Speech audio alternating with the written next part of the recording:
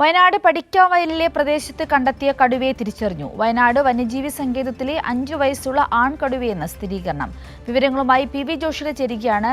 ജോഷില, കഴിഞ്ഞ ദിവസമായിരുന്നു ഈ കടുവയുടെ സാന്നിധ്യം അവിടെ ഉണ്ടായിരുന്നത്. അതിനെ തുടർന്ന് വലിയ തരത്തിലുള്ള അന്വേഷണം ആരംഭിച്ചിട്ടുണ്ട്. ഡ്രോൺ ഉൾപ്പെടെയുള്ള അന്വേഷണങ്ങൾ നടക്കുന്നു എന്നാണ് അറിയുവാൻ സാധിക്കുന്നത്. നിലവിലത്തെ സാഹചര്യം എങ്ങനെയാണ്?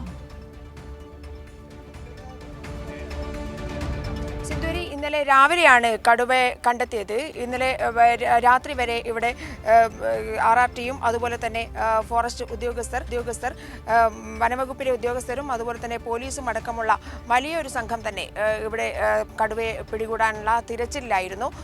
തെർമൽ ഡ്രോൺ അടക്കമുള്ള സാങ്കേതിക സംവിധാനങ്ങൾ ഉപയോഗിച്ചുള്ള തിരച്ചിലാണ്.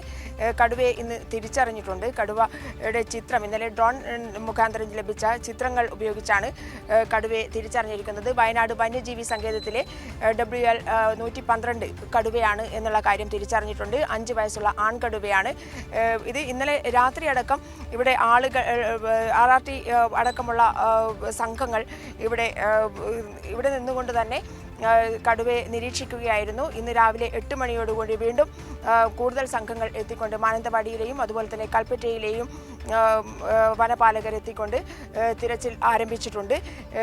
അതുപോലെ തന്നെ കുങ്കിയാനകളെ വിക്രം ഭാരത് കുങ്കിയാനകളെ ഇവിടേക്ക് കൊണ്ടുവരും. അത് ആളുകളുടെ ഒരു ഭയം ഇല്ലാതാക്കാൻ വേണ്ടിയാണ്. കാരണം കുറ്റിക്കാടിനുള്ളിലോ മറ്റോ കടുവ ഒളിച്ചിരുന്നാൽ അത് ഒരു വലിയ ആശങ്ക ആളുകൾക്കിടയിൽ ഉണ്ടാക്കും എന്നുള്ളത് കൊണ്ടാണ് കടുവ കാട്ടിലേക്ക് തന്നെ തിരിച്ചു പോകാനുള്ള സാധ്യതയുണ്ട് എന്നുള്ളതും വനംവകുപ്പ് ഉദ്യോഗസ്ഥർ പറയുന്നുണ്ട്. കാരണം രാത്രിയായാൽ ഈ ജനവാസ മേഖലയിലായതുകൊണ്ട് തന്നെ പകൽ നേരങ്ങളിൽ കടുവ കാട്ടിലേക്ക് പോകാൻ സാധ്യതയില്ല.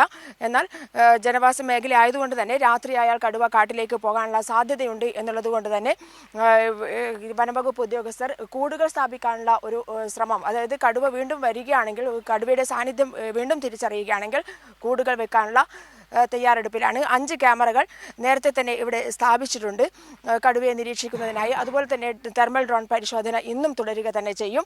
കുങ്കിയാനകളെ ഇറക്കുന്നത് തന്നെ കുറ്റിക്കാടിനുള്ളിലോ എവിടെയെങ്കിലും കടുവയുണ്ടോ എന്നുള്ള ആളുകളുടെ ആശങ്ക അകറ്റാൻ വേണ്ടിയാണ്.